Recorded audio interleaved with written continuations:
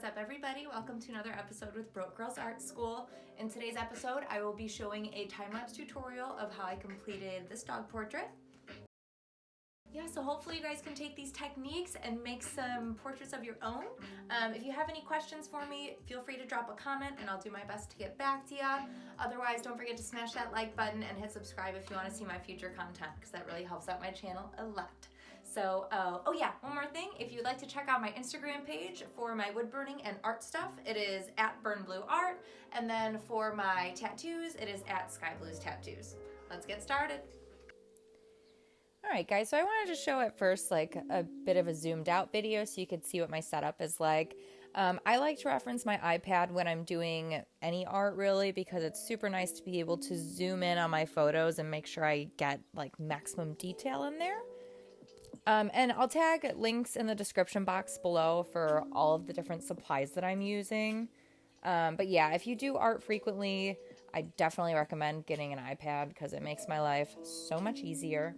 And I will also tag links in the description box below for my other videos if you would like to learn how to stencil. Like as you can see, I have my graphite stencil on there, and I'll also post some other videos with shading techniques. So if you're a beginner, feel free to check those out first before you go diving into a portrait. Definitely takes a bit of time to get a feel for the craft. So be patient, don't get frustrated with yourself. But yeah, as you can see with this dog here, it's a bit of a lighter color fur. So I'm going in, and I got the eyes and the mouth out of the way first, but as you can see, I'm kind of doing like mid-tones with the first layer of fur. And the hair on this face is a bit longer than most dogs. So as you can see, I have those long strokes coming down from under the eyes and really getting, you know, accurate shadows and everything so I can perfectly capture the face of the dog. And like I said, guys, don't get frustrated with yourselves, just practice. I mean, it takes time to learn how to do fur texture and all that stuff, and I've been doing art forever. And another thing worth noting is, you know, what you learn in one medium of art will translate to everything else that you do. So no time is wasted time. But you do need to put in that effort to learn it initially. Like, it's not just going to come to everybody right away. So as you can see here, after I had that mid-tone down, I'm kind of going in and darkening my shadows. I'm a big believer that contrast is key. I always like to bump up the contrast in my burns or any art projects, really, because I want them to be readable from across the room, and I don't want them to fall flat. So take advantage of your dark areas, you know, really take the time to put in your heavier blacks, and that way you can avoid your piece ever falling flat or, you know, not having that much dimension.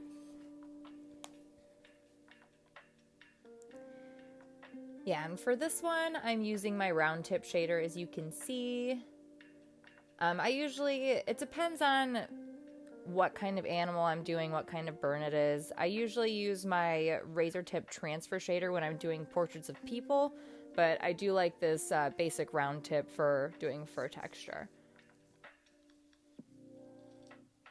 Yeah, and I don't necessarily like start in the same spot when I start a portrait. It just kind of depends on the project, I guess. So here I was like, I'll knock the ear out of the way, and then I'm just kind of working my way over.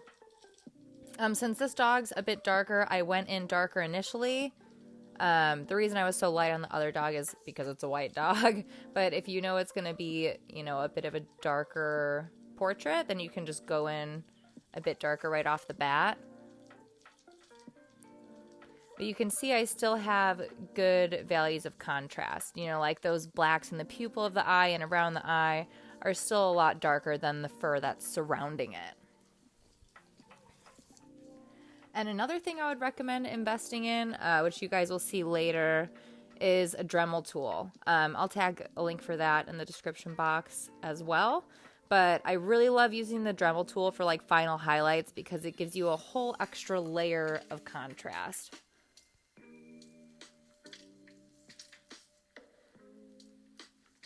Yeah, the Dremel's fun too because you can put actual texture into the wood and really get a cool effect with the hair, and you know, I'll put in like whites of the eyes, all that good stuff.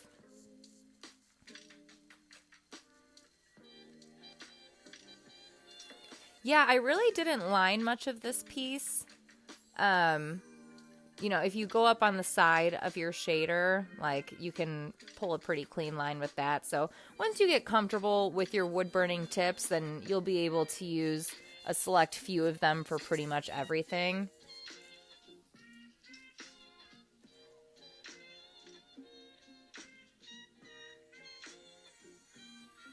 And another thing I always recommend, guys, is to go back into your artwork multiple times at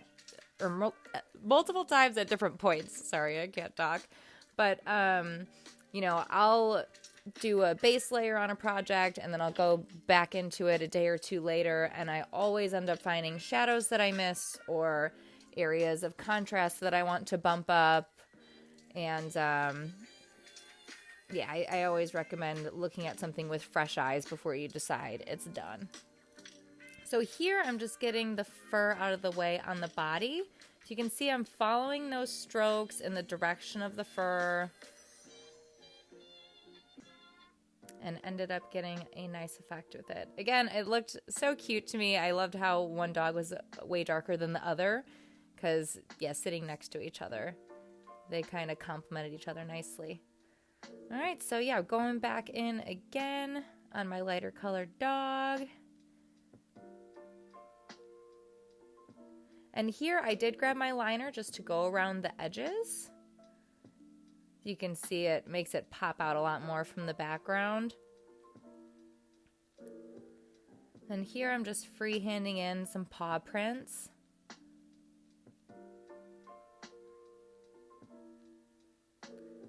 Okay, and then what I'm dabbing onto the wood here is actually fluid from my Scorch marker. Really cool company. I love their product. It works very well. So you can literally just add the liquid to a slab of wood and then either use a heat gun or a torch, and it will darken that area. So I like to use it a lot for background stuff, so you can see those little dots, nice little spatter effect.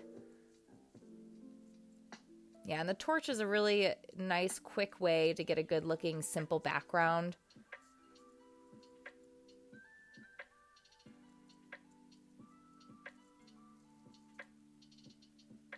So I usually like to go pretty dark around the edges and then have it fade into a lighter tone in the center. All right, and here is the Dremel tool I was talking about. As you can see, I'm going around the edges of the dogs, just to give it a little bit more separation from the background. You can see they pop out so much more when I have that white line around the edge.